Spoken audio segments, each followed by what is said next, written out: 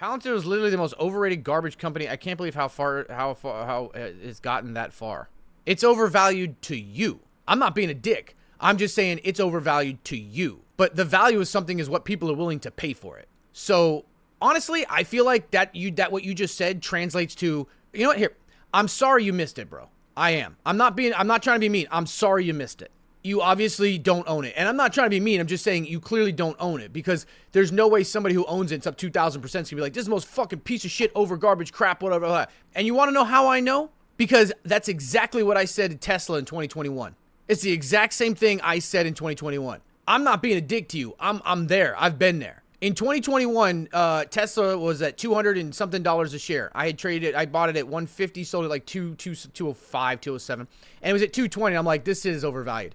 They don't, everybody's hyping up their what they got with solar and this and the robotaxi. I'm like, they're not going to roll that shit out, and they're not making anywhere near enough money outside of government subsidies to justify this at all. They're up 1,000% since then. I still don't think, based on how I used to look at the market, that they're worth that much. But it doesn't matter what I think. They're worth what people are willing to pay for it. It's the same as if you walk in to someone's house and you see a painting, and that painting, or you go to an auction or museum, the painting is worth $50 million. You're like, that's a Pollock. It looks like a fucking clown just jizzed like nonstop for a week on a piece of paper. Like, that's all it looks like. How is that worth $50 million? There's no way that's worth $50 million. It's just some fucking paint thrown on a canvas. It looks like trash. I could do that. My 3-year-old could do that. And you're right. But it doesn't matter what you think it's worth. It matters what some asshole out there with more money is willing to pay for it. And basically launder money.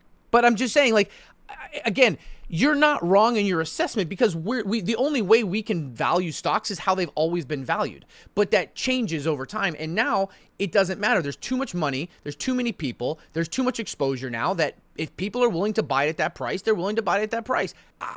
You have to just say, fuck it. That's where we're at. You can't hold on to the past. You can't hold on to the past. I know that time is a thief, right? And I know that we want to hold on to nostalgia, we want to hold on to the past, we want to learn on that. But the problem is the more you hold on to something, the way it's in your mind how it's supposed to be, it's not me, it's them, right? The more you're left behind. Well, motherfuckers out there still riding horses in carriage because they didn't want to get to a car. And that was all good and great until the fucking car hit them and ran them the fuck over and killed them and their horse. You know what I mean? Like, it is what it is. Like the people didn't want to get onto the internet. People didn't want cell phones. People didn't want, it takes a while to accept change. The only way that we can understand something is how it was before. We do this with everything. Everything we do, we can only understand something new in the context of what it was before. Like the idea of robotaxis. There are people who are just now going from a regular taxi to an Uber. There are still people that prefer a taxi over an Uber because they don't trust the technology. They don't trust the data. They don't trust the credit card thing. They like the interaction, knowing what everything is, having the thing. They do that. Some of those people are just getting to understand an Uber. Guess what? Now they're going to get into a car that doesn't have anybody in it. You know how fucking scary that's going to be? It's new. It doesn't compute in our head that a car can drive safely and get us where we need to do without a human being. It is tough to accept that change. To go from a human being driving, which we've done our entire lives, to a car that is run by a computer. It's scary as shit for some people. Hell, fuck, even if I get into a robotaxi, I'm going to be like, man, I hope this motherfucker, doesn't glitch out. I hope the cameras work. You have no control over that car. You were in the backseat of that car. It's tough. But 20 years from now, that's going to be the norm. And then there'll be something else. And then once you fight it, and eventually you can either stay in the past and spend more money, spend more time, sit on the sidelines, or you could be like, this is crazy. I don't know if this is going to work. I don't think it's going to work. Why not? Why is it not going to work? Why is this a bubble that's going to burst tomorrow? Well, because in 2001, we're not in 2001. That's why when all year, last year and this year, all over Twitter, everyone was posting a chart of the 2008 market and the 2024 market. That was all over. Everybody was posting that. They all deleted their posts. It's a different market. Hell, it changes. Maybe the next market pull that drawdown is going to be 80%. People are going to buy 25% down because or 40% down, because that's what happened in 2008. It bottomed out in 2001. It bottomed out at 48%. It might go to 80%. It's new. We don't know. So this idea that we can only value things and do things in the market based on our knowledge is understandable, but it's going to leave you in the dust because you have to accept that things change. Or you sit on the sidelines.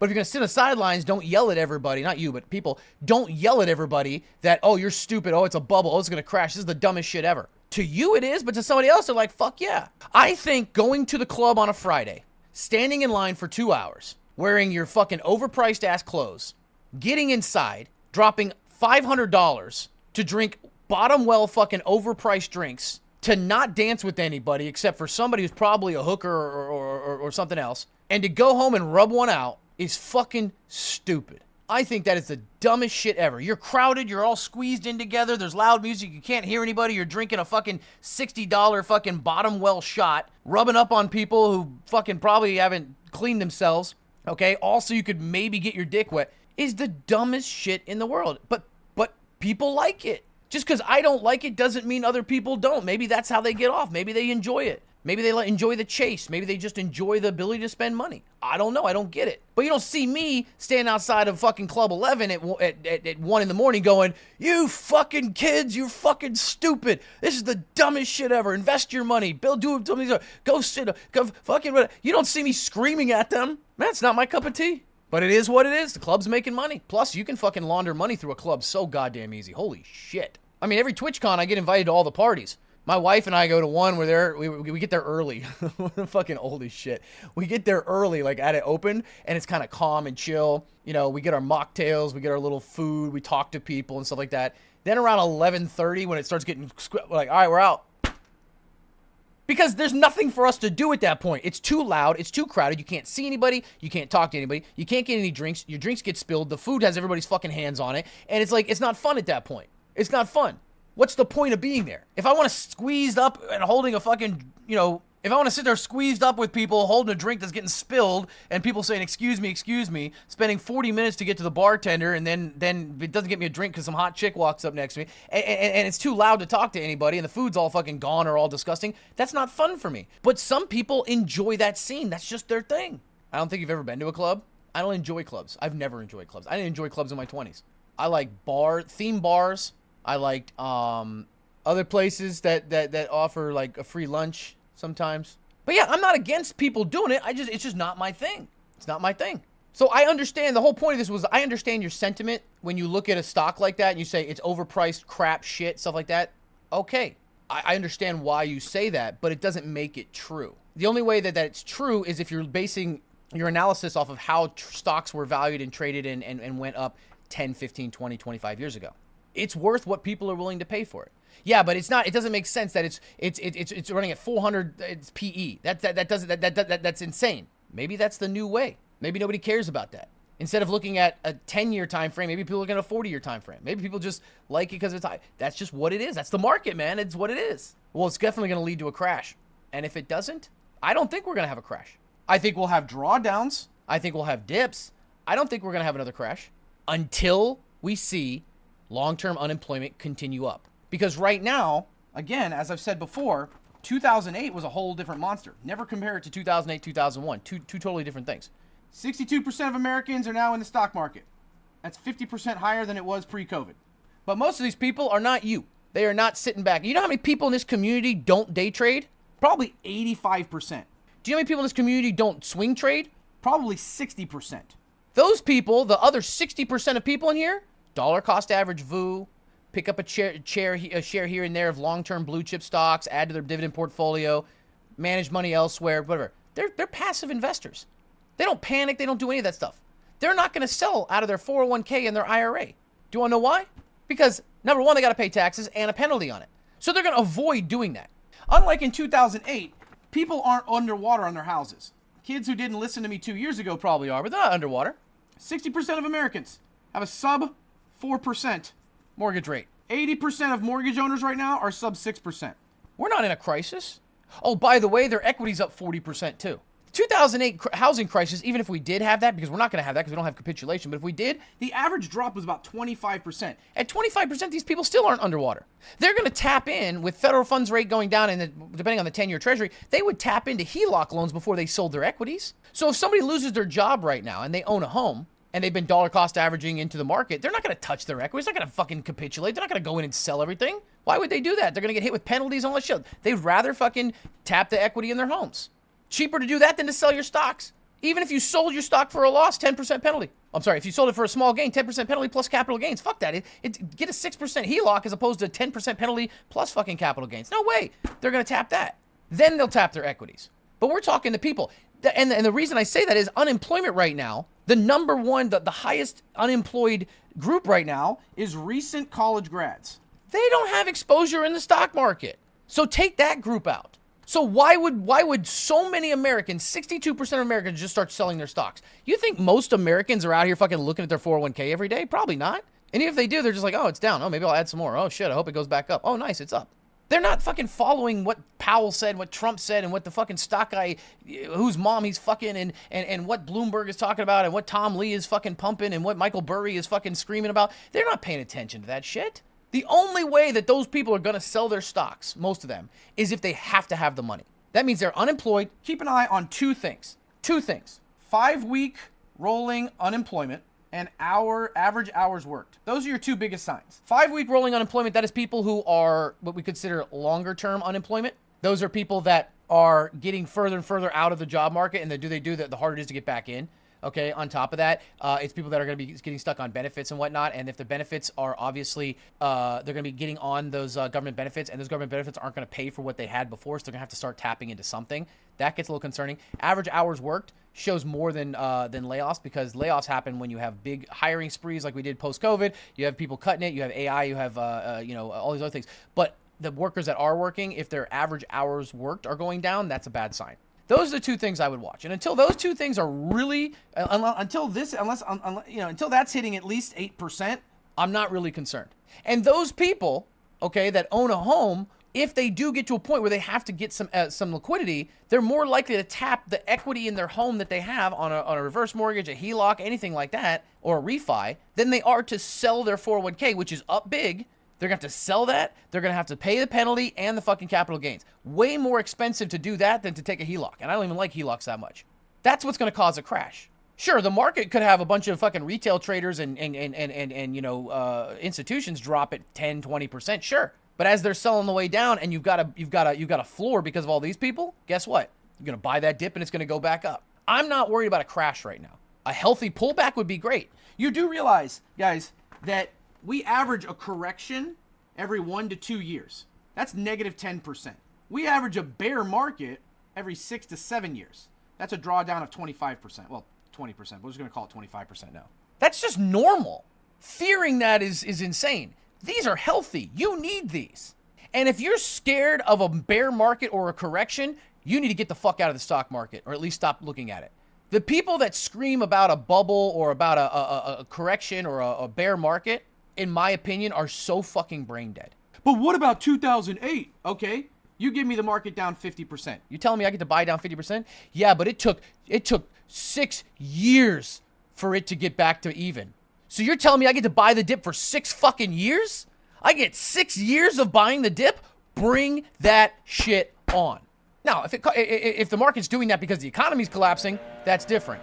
The scariest thing is a dead flat market. 2007, 2013. You're telling me that scares you? Gotta have money to buy the dip, though?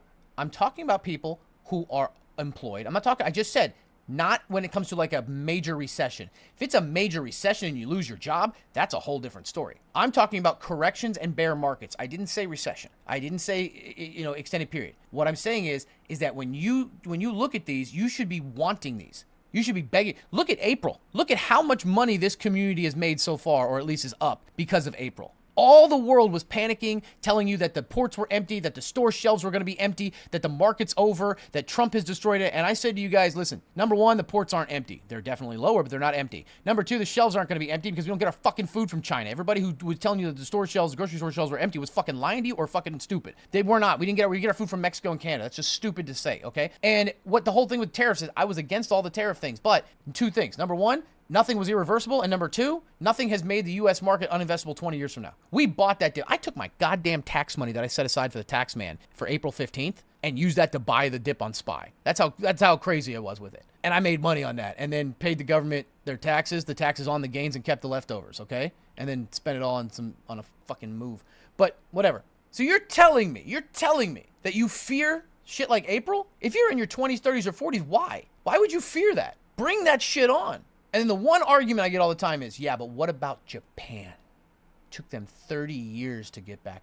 If you compare the United States of America in 2025 to the islands of Japan in the 1980s and 90s, you need help. That is not a comparison. That's totally different. Won't these durations and percentage down change due to retail being higher or not? I can't answer that, but the vast majority of retail money right now is just passive dollar cost average money right now. It's not us. And remember in April what I told everybody. I was telling everybody, okay, it's fine, whatever, if you should be wanting this dip. I said the only people who should be concerned are people who are closing in a retirement. And we had people in this community said, Stocky, I'm about to retire. What should I do? And my video is still out there from April. If you are closing in or if you're 55 or older and this thing in April happened, what should you do? I said, do your Roth conversion. We set people up for life on their retirement because of April. The rest of the world is panicking, telling everybody, oh my God, it's over. You're never going to this. You're not going to retire. Trump's ruined it. And I said, listen, regardless of what happens, do your Roth conversion right now. So what did they do? All of their Roth was down, or their IRA was down 20%. Holy shit. I'm down 20% right before I retire. Cool. Do your Roth conversion. What do you mean?